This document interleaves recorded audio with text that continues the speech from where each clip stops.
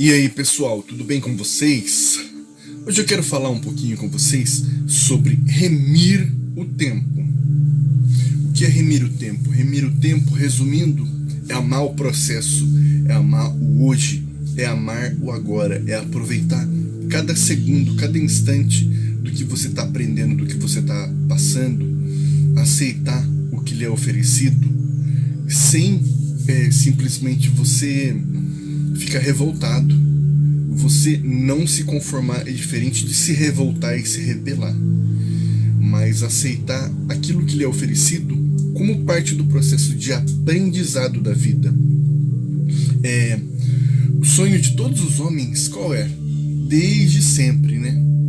É ser como o rei Midas, ter o toque de Midas, que é aquela pessoa que tudo quanto ela toca, ela transforma em ouro. Mas poucos sabem que o que o homem tem de precioso é o tempo. Não é o toque, não é simplesmente ser como Midas, que transforma uma matéria em outra matéria, que transforma aquilo que ele acha que é importante, que é ouro. Não, é o tempo. Vamos ver em Colossenses 4, que fala o seguinte, sobre remir o tempo. Andai com sabedoria para com os que estão de fora, remindo o tempo. A vossa palavra seja agradável, temperada com sal, para que saibais como convém responder a cada um. Em Efésios 5 também fala a mesma coisa. Portanto, vede prudentemente como andais, não como nécios. Nécio significa ignorante, mas como sábios. E ignorante no sentido de ignorar, de desprezar. Remindo o tempo, porquanto os dias são maus. Por isso, não sejais insensatos, mas entendei qual seja a vontade do Senhor. E qual é a vontade do Senhor para o homem? Existe a boa vontade, a agradável e a perfeita vontade de Deus para o homem. E a vontade de Deus é que todos se salvem e prosperem. Deus fala, os meus planos são diferentes dos seus. Os meus pensamentos para com vocês é de paz e não de mal, para vos dar o fim que desejais. Essa é a vontade de Deus para nós. No Salmo 90, no versículo 12,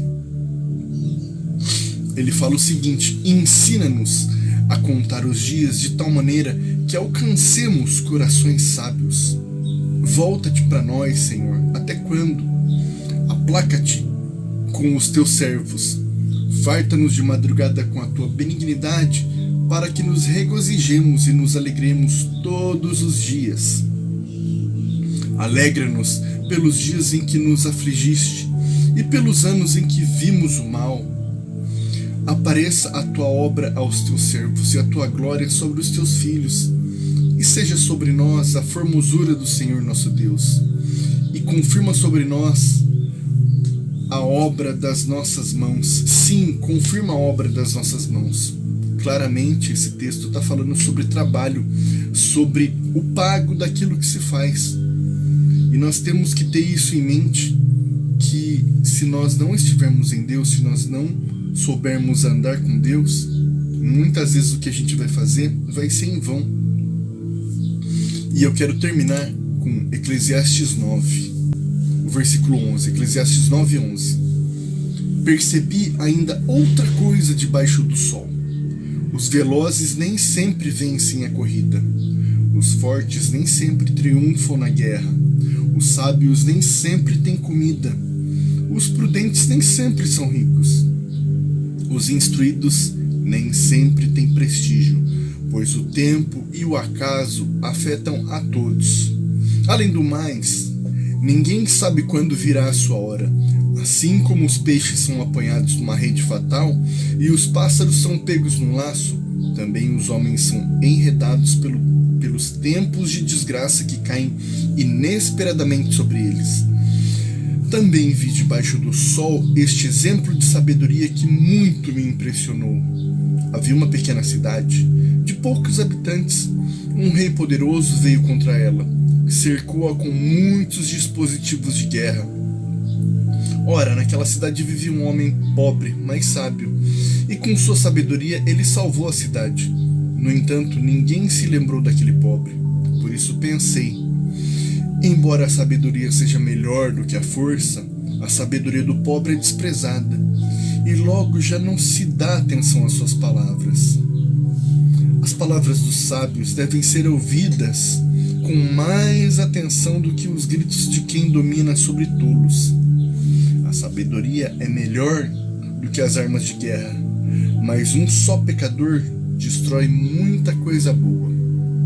Então, meu querido, que você não seja este pecador que destrói a própria vida, mas que você saiba andar em sabedoria e ser como aquela cidade que, quando precisou, ouviu com atenção as palavras de um sábio, ainda que depois desprezaram, mas que nós possamos ser, que cada um de nós possamos ser aquela pessoa que ouve silenciosamente e atentamente a palavra de sabedoria e não a desprezes depois. Que nós possamos nos lembrar do nosso Criador, aquele que nos ama e aquele que quer que os nossos sonhos sejam realizados segundo o seu propósito e a sua vontade nas nossas vidas. Que você tenha uma semana repleta de bênçãos e da presença de Deus na sua vida. Deus te abençoe e até mais, meus queridos.